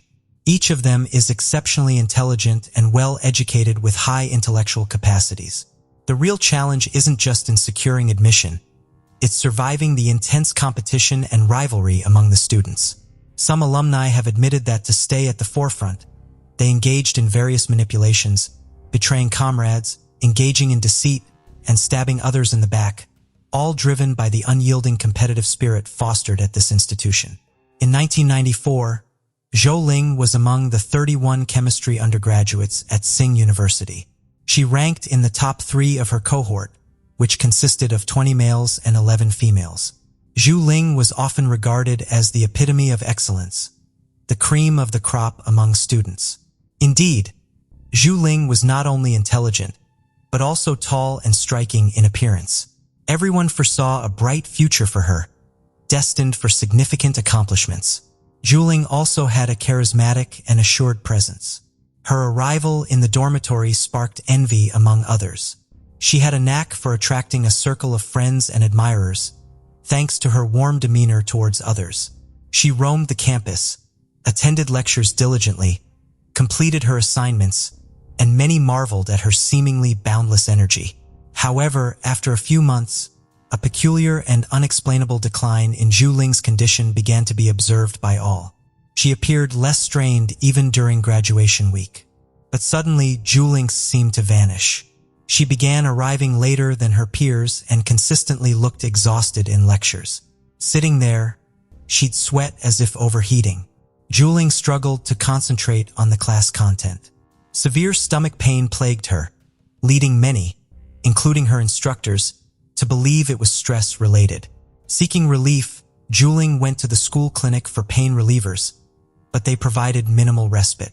What started as minor lateness escalated to her ceasing classes entirely. Concerned friends decided to visit her dormitory, which she shared with 3 other girls. They found her in bed, shivering and moaning in agony with clumps of dark hair scattered on the pillow. Alarmed, her classmates urged her to consult a physician, but Zhu Ling dismissed their concerns. She insisted she was merely stressed and would return to classes the next day, assuring them that everything would normalize by semester's end. The once impeccable Zhu Ling was now unrecognizable. Her complexion had turned ghostly pale. Lips took on a purplish tint. She resembled a specter haunting the campus. Her movements were sluggish. Each step seemed to inflict excruciating pain. Most of her hair had shed, leaving her nearly bald and compelling her always to wear something on her head for concealment. Occasionally, Julian's vision would blur, leading to temporary blindness for hours at a time. Various hypotheses regarding Julian's deteriorating condition spread across campus. Some conjectured it might be due to illnesses like cancer or alopecia, known for causing hair loss, or perhaps an autoimmune disorder. Yet darker speculations emerged. Many students linked Zhu Ling's decline to stress stemming from a dispute with her close friend, Sunny. It seemed oddly coincidental that the change in Zhu Ling coincided with their falling out. After missing an orchestra rehearsal for a challenging piece, Zhu Ling faced unexpectedly harsh criticism. Sunny Fly informed the instructor that Zhu Ling had skipped because she felt overly skilled, implying the others needed to elevate their abilities to match hers. Realizing such maliciousness in real life was quite overwhelming for Zhu Ling. Different speculations circulated among university students. Some hinted that Zhu Ling, being a chemistry student, might be secretly conducting groundbreaking experiments. However, would a highly driven student risk self-harm? Bai Jin A, from Peng University, and a friend since middle school, decided to visit her in the hospital with a fruit basket. On entering her room, Bai Jin was stunned and compelled to flee. It wasn't fear of infection, but rather seeing his classmate in such a dire state that overwhelmed him. How could a vibrant 20-year-old transform into this shadow so quickly?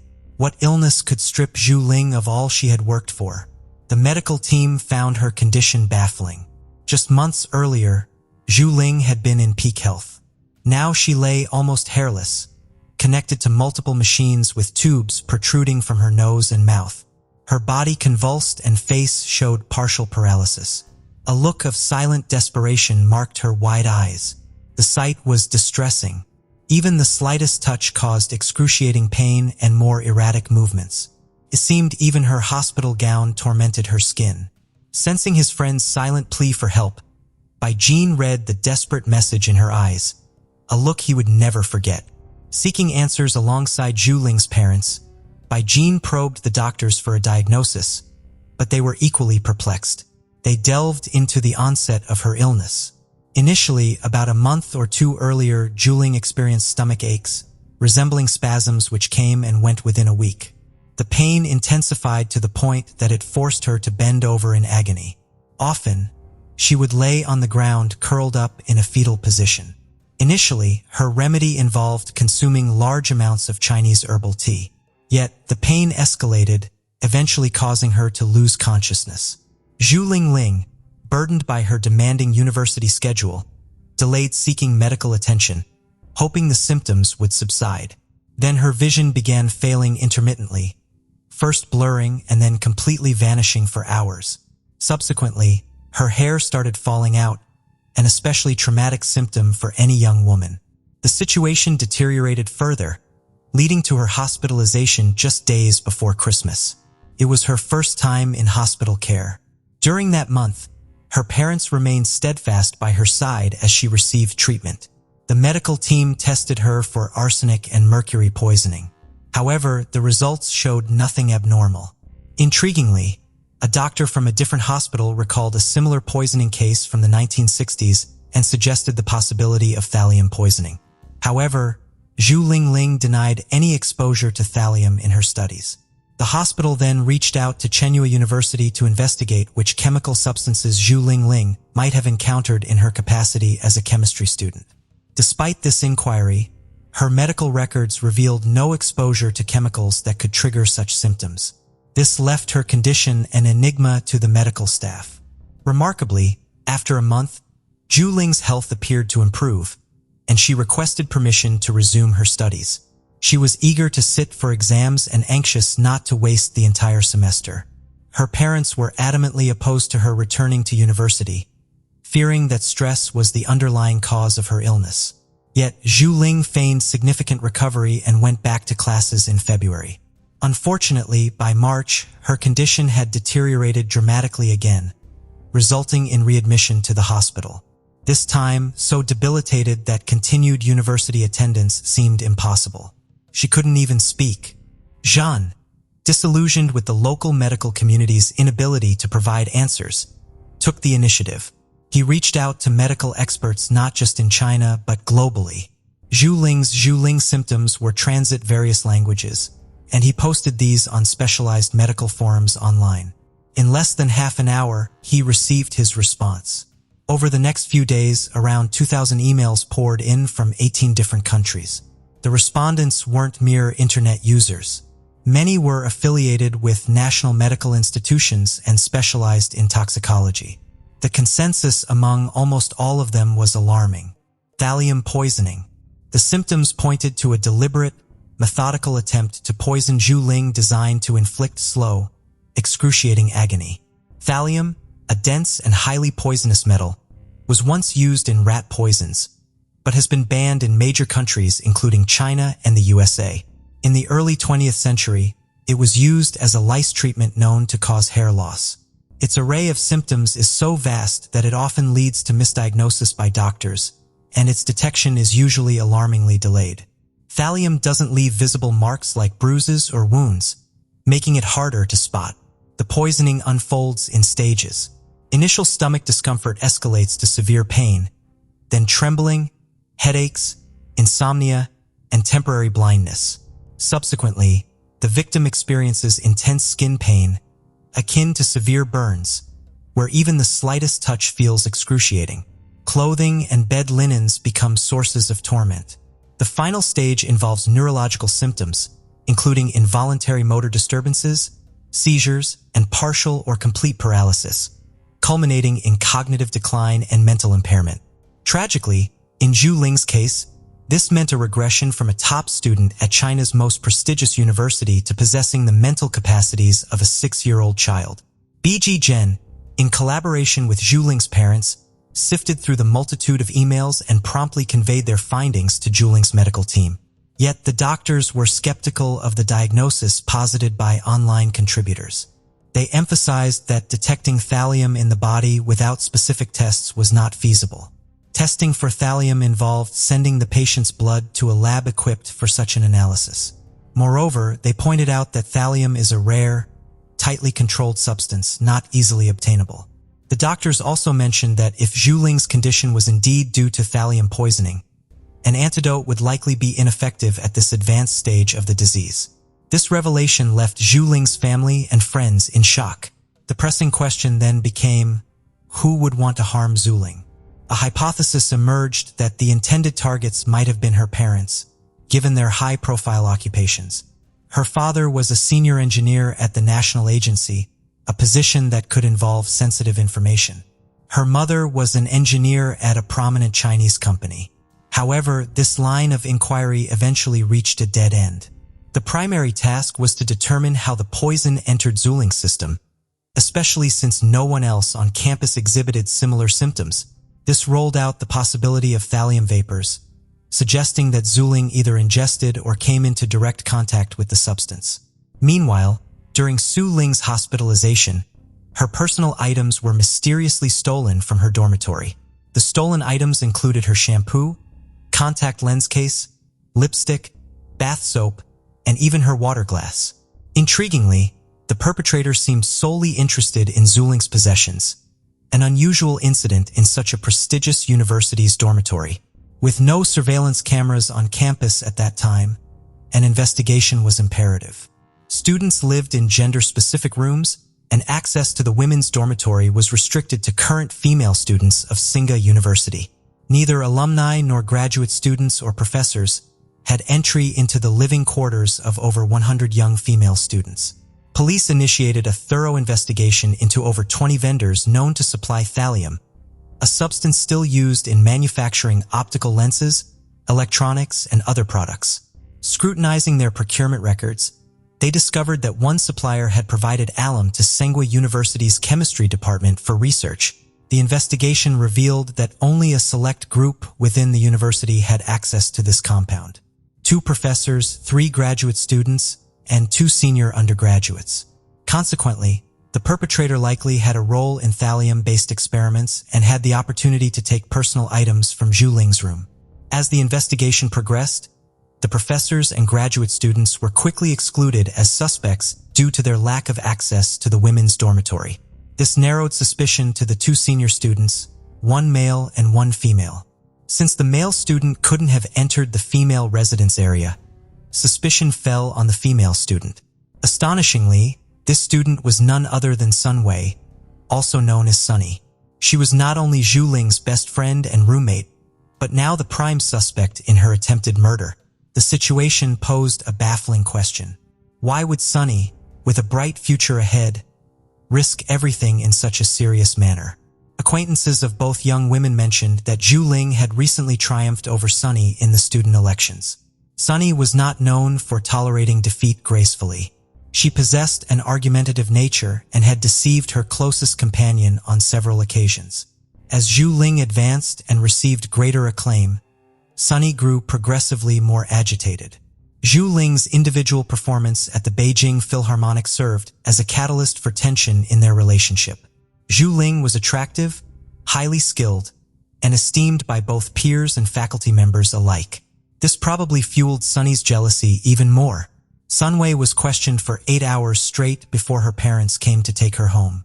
Her family had significant influence at Tsinghua University. Her father played a key role in the Democratic Revolutionary Committee, and her grandfather was a former vice chairman. Many of her relatives held positions in government or academic roles at top state universities. Consequently, Zhu Ling's case remained unresolved for quite some time. Sun Wei, one of the primary individuals associated with the incident, maintained her innocence. She claimed that the police had cleared her of any suspicion.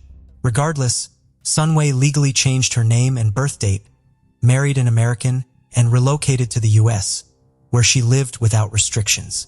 Meanwhile, Ling's diagnosis came too late. It was eventually confirmed that thallium had caused her mysterious illness. By the time it was detected, the levels of thallium in her body were extraordinarily high. The antidote, Prussian blue, proved ineffective due to the advanced stage of poisoning. Ling was declared permanently disabled with irreversible nerve damage. She now has a child's mental capacity, experiences facial paralysis, and is bound to a wheelchair. Later on, Ling's family received $14,000 from the hospital due to misdiagnosis and mishandling of her case. The closure of the case by the police occurred quietly without notifying Ling's family, which only added to their tragedy and suspicions. Zhu Ling lived until she was 50 years old before passing away. Her parents found solace in the fact that she could live so long in such a state. Unfortunately, the individual responsible for her condition was never brought to justice. The case of Sarah Yarborough. Sarah Yarborough was born in Portland on June 12, 1975. Shortly after, her parents relocated to Federal Way, a suburb of Seattle, where she grew up with 2 siblings, forming a strong bond with her youngest brother. From an early age, Sarah demonstrated a keen interest in music and ballet, spending considerable time honing her skills. Her academic prowess earned her a spot in a school program that allowed her to travel to New Zealand twice. As she entered her teenage years, Sarah joined the cheerleading team at her high school, where she developed a large social circle. She was renowned for her kind and compassionate nature, often lending a helping hand to those in need. On Saturday, December 14, 1991, 16-year-old Sarah was supposed to meet her cheerleading team at the school building where a bus would pick them up for an event. She drove her father's car to the school, but arrived at the wrong time, thinking the bus would arrive at 8 a.m. when it was actually scheduled for 9 a.m. As her friends gradually arrived at the meeting point, they couldn't find Sarah anywhere. Some students noticed her car in the parking lot, but she wasn't inside. Even when the bus arrived, Sarah was still missing. Her friends found this strange, but they had no way to contact her since they didn't have mobile phones at the time. Around the same time, 2 12-year-old children were exploring the wooded area behind the tennis courts on the school grounds when they noticed something unusual. A man emerged from behind the bushes, took a breath, and walked away in the opposite direction. Although the children found this odd, they didn't pay much attention and continued walking. A few meters ahead, they stumbled upon a horrifying sight. A young woman lying unresponsive on the ground who they thought might be dead. The children rushed back home to tell their parents, and one of the children's parents returned to the scene with them. Meanwhile, the other child's father decided to follow the suspicious man they had seen earlier. The child remembered seeing a car that resembled a Chevrolet Nova leaving the area, and since he lived near the school, his father decided to try to locate that car. After a while, he spotted a similar car, but unfortunately, he quickly lost sight of it and was unable to find it again. At the same time, the parents of the other child rushed to the school, where they discovered the young woman lying on the ground, likely dead. They promptly entered the school building and contacted the police. Upon arrival, the officers confirmed the young woman's death. They also quickly identified her as Sarah. The police deduced that the victim had been strangled based on the marks on her neck. Some of her personal belongings, including her jacket, underwear, and socks, were found nearby. However, her purse and car keys were discovered in the school parking lot, leading investigators to suspect that the assailant might have attacked her near her vehicle and then dragged her behind the trees. The body was sent to forensic experts for examination, and the police initiated their search for evidence. As a first step, they interviewed everyone who was in the school premises and its surrounding area. The two boys who discovered Sarah provided a rough description of the man who emerged from behind the bushes near her body. They described him as a tall, approximately 20-year-old man with shoulder-length, reddish hair, wearing a dark coat and black trousers. Soon, the police located another witness, and this is where the story takes a surprising turn. A man out for a run observed a strange scene in the same wooded area. He saw a girl lying next to the bushes with a man hovering over her. The girl was completely still, and the witness initially thought the couple was engaging in intimate behavior in that spot. However, when he ran back through the area in the opposite direction a few minutes later, both the man and the girl were still there in the same positions. At no point did he suspect that a serious crime was being committed. The witness, a recent immigrant to the United States from a different cultural background, was uncertain about typical behavior in the country. Despite this, he was able to provide the police with a rough description of the attacker, which matched the accounts given by the children who found Sarah's body. The police interviewed dozens of people who had been near the school, but no other useful information came to light. The medical examiners who performed the autopsy on Sarah's body determined that the cause of death was strangulation. It appeared that the attacker had used his own socks to strangle her. A severe head wound was also found, and experts believed that Sarah had lost consciousness due to this blow, which correlated with the runner's account of seeing her lying motionless on the ground. Forensic experts analyzed Sarah's clothing and discovered traces of male DNA on nearly all her garments. However, at that time in 1991, there was no DNA database to match these samples against, so investigators had to rely on direct comparisons with DNA samples from specific suspects. Another significant finding was that although forensic experts found male DNA on Sarah's clothing, the forensic doctor reported no signs of sexual assault on her body. Based on this information, investigators pieced together their own theory of what happened. Since Sarah had arrived at the school almost an hour early and she was alone in the parking lot, it's likely that her attacker saw her, waited for her to leave the car, struck her on the head with an object, causing her to lose consciousness.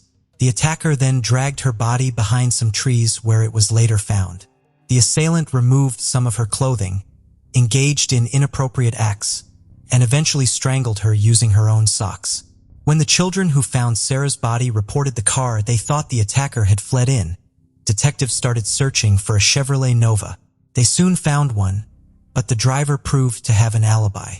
He had just delivered donuts that morning, and his DNA didn't match the DNA on Sarah's clothes. It seems the kids had simply seen the car driving by and mistakenly assumed the killer was inside. In fact, none of them could recall for certain whether they had seen a man get into a car from the bushes.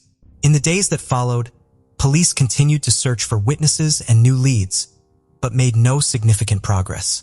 Despite the horror of the event, classes resumed on Monday. The fact that the murder had occurred just a short distance from their school and the killer remained at large with no known identity added to the unease. Afraid to walk alone, the girls were escorted to their cars or buses by the boys from the sports teams, ensuring they weren't left alone on the street. Approximately 70 potential witnesses were present at the school and its surroundings on the morning of the incident. Investigators interviewed each of them, but unfortunately, no new information came to light. Based on the accounts of the two children and the runner, a composite sketch of the attacker was created and circulated to local newspapers and television stations. The case received widespread media attention, and over the next few weeks, the police received hundreds of testimony. Each tip was thoroughly investigated, but in every instance it led to a dead end. One promising lead involved a man who matched the suspect's description and had a criminal record. However, his DNA did not match the sample found on the victim's clothing, and the lead was eventually ruled out. The case remained stagnant for months, with the police dealing with a staggering 4,000 tips, but lacking the resources to effectively follow up on each one. As new cases emerged monthly, the investigators' attention was increasingly divided, further hindering progress on the case. When Sarah's family learned that the police was struggling to manage the influx of tips, they stepped in to help in any way they could. One family member worked for a tech company and successfully lobbied the company's management to lend the police department a powerful computer worth $150,000 in the 1990s. This generous donation allowed the police to centralize and process the leads more efficiently, categorizing them for easy review. Despite their best efforts, however, every lead ultimately led to a dead end, and the case remained stagnant for years to come. 2 years later, Sarah's classmates prepared to graduate, and as a tribute to their friend, they raised a substantial amount of money to create a memorial in her honor. The memorial took the form of a bench featuring a metal casting of Sarah's belongings alongside a poignant photo of her dog reaching for her purse. Although the case was periodically reopened and re-examined in the years that followed, the outcome remained the same. The perpetrator remained at large. During this time, the police conducted thousands of interviews and collected DNA samples from nearly 300 potential suspects, but all these efforts ultimately proved fruitless. In 2011, 20 years after the murder, a detective decided to utilize modern technology to aid in the investigation. He contacted a genetic genealogy company inquiring if they could help locate relatives of the individual who left DNA on the victim's body. The experts accepted the challenge, but unfortunately, they were unsuccessful. Two main factors contributed to their failure. Firstly, genetic genealogy was still in its early stages, and the experts' capabilities were limited. For instance, they couldn't simultaneously search for both male and female relatives from the same DNA sample. If the DNA was from a male, they could only search for male familial connections and vice versa. Secondly, legal obstacles hindered their progress as various laws prohibited the use of genetic data samples to search for relatives of suspects. The researchers the detective approached had spent years tracing the genetic family tree of the British passengers who arrived in the United States on the Mayflower in 1620. By analyzing the DNA of Sarah's attacker, they found a link to one of the ship's passengers, Robert Fuller. However, tracking the attacker's lineage proved extremely difficult, especially considering the passage of time. Although the Mayflower had only around 100 passengers, their descendants now number over 25 million. Despite the initial setback, this was the first time genetic genealogy had been used to solve a crime. The detective gathered available information and identified several local residents with the surname Fuller. He showed them pictures of the men, but none were recognized by the witnesses, including a runner and 2 men who had stumbled upon the body as children. Next, the detective collected DNA samples from all the local Fullers and sent them to the lab.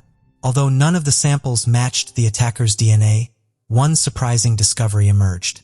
One of the men was a distant descendant of Robert Fuller from the Mayflower. However, he was not the killer and had no knowledge of any distant relatives living nearby. The detective retired in 2017, and a new team of investigators took over the case. In 2011, a company had taken over the study of the DNA sample from the assailant, and the new team reached out to them. Given the significant advancements in genetic material study capabilities, the experts agreed to try to trace the assailant's lineage. Over the next 2 years, they painstakingly worked through public databases to find even the most distant relatives of the assailant, then manually traced their family connections to individuals who lived during the time of Sarah's death. After eliminating several thousand individuals, they finally got a break in September 2019. They identified 2 new potential suspects, brothers Edward and Patrick Nicholas, who were descendants of Robert Fuller. The experts concluded that it was highly probable that a DNA sample found on Sarah's clothing belonged to one of the brothers at the time of the murder. The older brother, Edward, was a career criminal with a long history of violent offenses, and his DNA profile was already in the FBI database, ruling him out as a suspect in Sarah's murder. The younger brother, Patrick Nicholas, had also been arrested multiple times for violent crimes, But his DNA sample was not in the database because it was collected before the DNA profiles of offenders were added. The detectives put 55-year-old Patrick under surveillance right away. 2 days later, they got their chance. Patrick went to the laundromat, and then while waiting for his clothes to wash, he stepped outside to smoke a cigarette. When he was done, he carelessly threw the butt on the ground. One of the officers quickly picked it up and put it in an evidence bag, then returned to his car. Patrick repeated this process, stepping outside to smoke again, and this time a cloth handkerchief accidentally fell out of his pocket. The police thought it wise to take this second piece of evidence just in case they couldn't get a DNA sample from the cigarette butt. As it turned out, the forensic experts had no problem obtaining samples from both items. The next day, they had the long-awaited news for the detective. Patrick's DNA matched the traces found on Sarah's clothing back in 1991 perfectly. The judge immediately issued a warrant for Patrick's arrest, and the police took him into custody. It took investigators 5 days to identify the suspect and formally charge him with murder. Once his biography was made public, an obvious question arose. Why had a man with such a criminal history not been considered a suspect for 28 years? Patrick Nicholas, at 19, had attempted to assault a young woman who managed to escape by jumping into a river and swimming to safety. He was later arrested and spent 4 years in prison.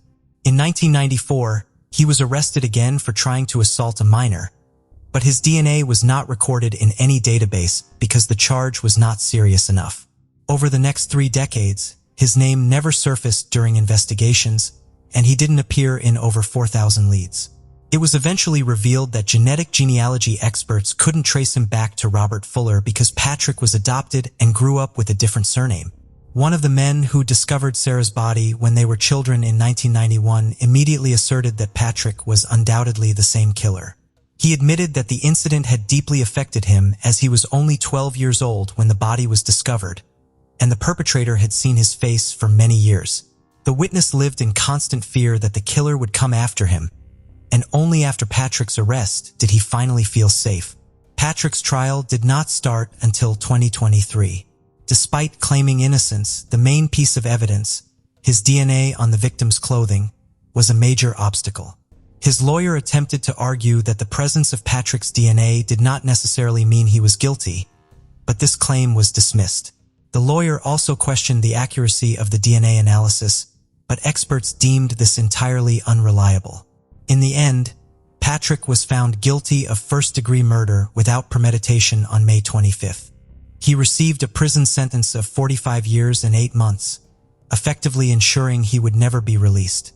At the sentencing, Patrick remained emotionless in contrast to Sarah's family, who thanked the judge, trial participants, and investigators for bringing the killer to justice after 28 years of evasion.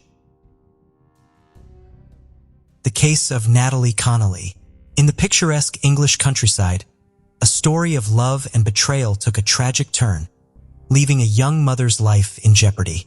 This is the story of Natalie Connelly, a tale of domestic abuse, resilience, and the pursuit of justice amidst unimaginable cruelty. Natalie, a devoted mother and partner, found herself trapped in a cycle of abuse that would culminate in a harrowing ordeal. Her story stands as a stark reminder of the hidden dangers lurking behind closed doors and the courage required to break free from the shackles of domestic violence. Natalie Connelly was a captivating beauty, both in appearance and charm. Her identical twin sister shared her lovely looks and deep connection. Natalie had a natural talent for bringing joy to others, easily sparking laughter and engaging in conversation with everyone she met. Despite the challenges of being a single parent, Natalie was wholly devoted to ensuring her daughter Madison had everything she needed. Natalie's unwavering dedication as a mother was evident in her constant presence and adoration for Madison, which fostered a strong admiration from her daughter. In a bustling bar, Natalie met John, a charming and debonair man who immediately caught her eye. Their connection was instantaneous, drawn together by an undeniable magnetic pull. Despite John being in his late 30s, his charm and wit quickly captivated Natalie's heart. Before long, they exchanged contact details, eager to explore their budding connection and spend more time together. Natalie found herself irresistibly attracted to John from the moment they met, though initially unaware of his occupation or wealth. As they grew closer, John revealed his status as a multimillionaire, a fact reinforced by his extravagant displays of affection. Lavish gifts flowed freely from his generous hand, and their evenings together were filled with luxurious dinners at high-end restaurants. His opulent mansion seemed to be plucked from a fairy tale, leaving Natalie spellbound by his refined and gentlemanly demeanor. Contrary to the charming facade John projected, he harbored a trove of hidden truths. It soon came to light that John's life was far more complex than he had let on.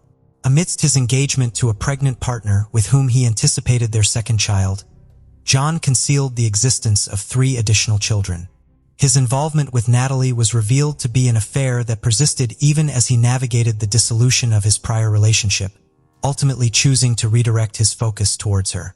Their romance unfolded like pages from a fairy tale from the onset. John and Madison formed an instant bond, while Natalie effortlessly won over John's children, showering her with lavish gifts and luxuries like spa days and a personal chauffeur. John seemed to fulfill every dream imaginable, yet amidst the opulence, reality set in. When Natalie moved in with John on his estate in Kinver, Staffordshire, England, their relationship was initially fueled by passion. However, living together revealed the true nature of their dynamic. True understanding emerges when you share every aspect of your daily lives. John's preferences leaned heavily towards the rougher side, reminiscent of scenes from the 50 Shades of Grey series, much to Natalie's discomfort. He derived pleasure from causing her pain during intimate moments, often leaving visible evidence of his aggression in the form of bruises and cuts.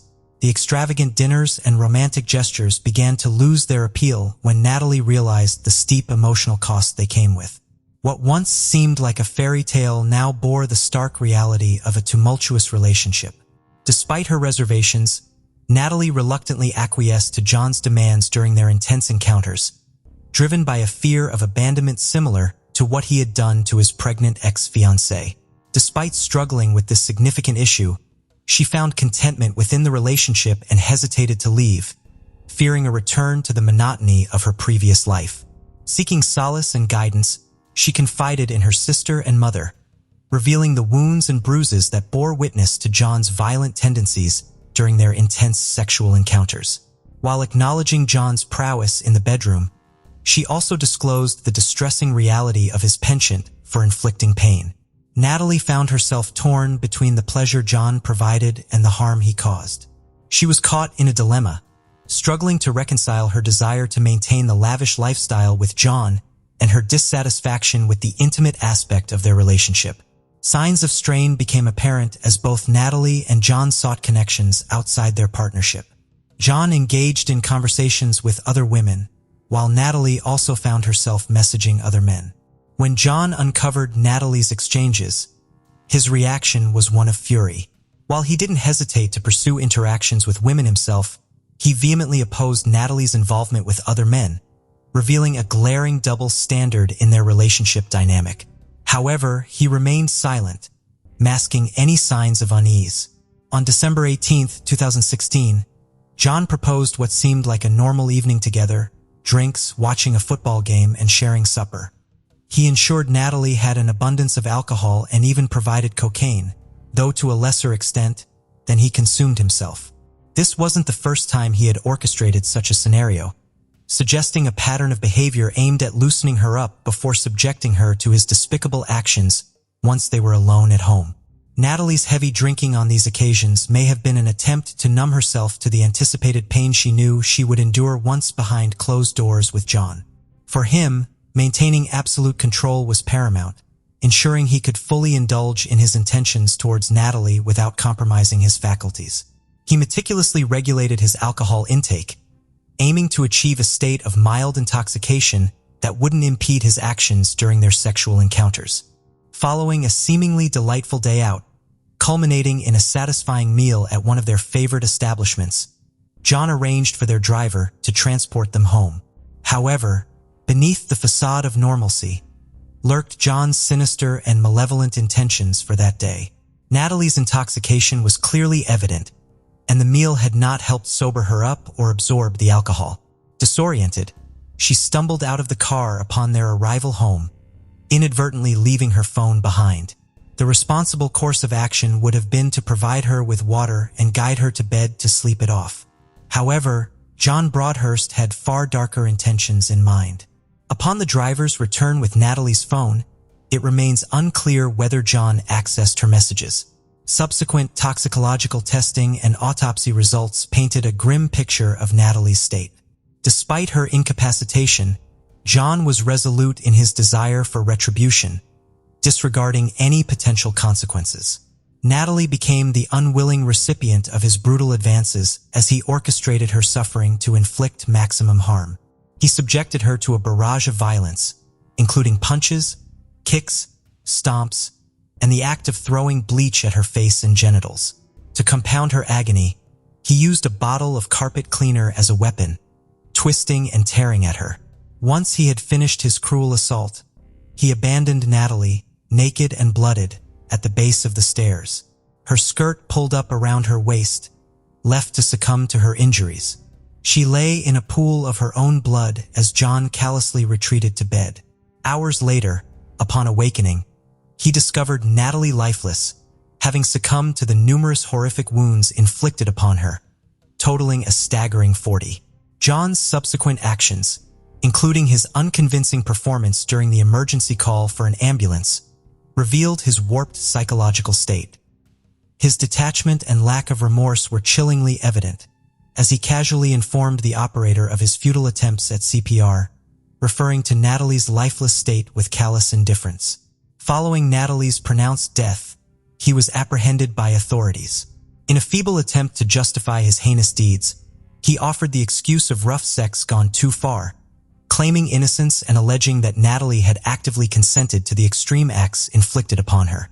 According to John's twisted narrative, Natalie purportedly requested the injuries, the violence, and even the insertion of the carpet cleaning bottle into her body, and she purportedly reassured him amidst the blood and pain. He claimed that she reassured him of her well-being and expressed a desire for more of the same.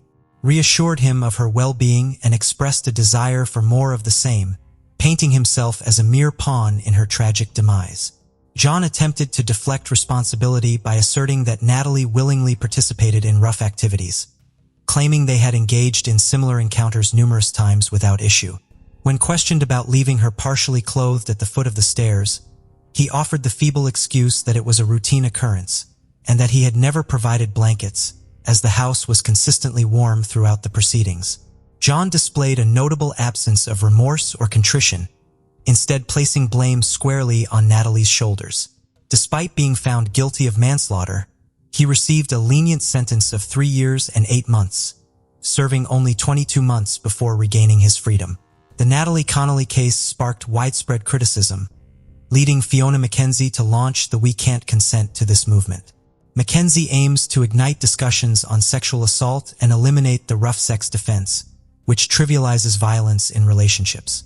However, some still accept the court's decision, viewing it as an isolated incident rather than a systemic issue, risking victim blaming. This highlights the need for advocacy and education to challenge harmful narratives and support survivors. The rough sex murder defense was unequivocally prohibited with the passage of the Domestic Abuse Bill by Parliament on July 6, 2020, following the granting of royal assent on April 29, 2021. The Domestic Abuse Act of 2021 represents a crucial step forward in addressing and combating domestic violence, ensuring that perpetrators can no longer exploit such harmful defenses to justify their actions. Natalie's untimely death left a profound void in the lives of her family and friends, who continue to grapple with the pain of her loss. Their unwavering love and support for Natalie serve as a testament to her enduring spirit. In the aftermath, the community rallied together to raise awareness about domestic abuse and to support survivors in their journey towards healing and recovery. Their solidarity and compassion stand as a beacon of hope in the face of unspeakable tragedy. Though Natalie Connelly's life was tragically cut short, her memory lives on in the hearts of all who knew and loved her. May her story inspire us to stand against domestic abuse and to offer support to those in need.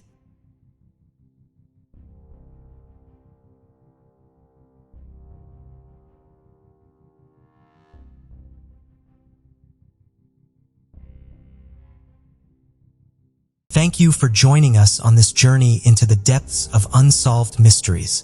Cold cases not only challenge our understanding of the past, but also ignite our curiosity and determination for answers. Remember to subscribe to stay updated on our latest investigations. And if you have any information regarding the cases we've covered, don't hesitate to reach out. Together, we can shed light on the shadows of the past and bring closure to those who seek it. Until next time, stay vigilant, stay curious, and never stop seeking the truth.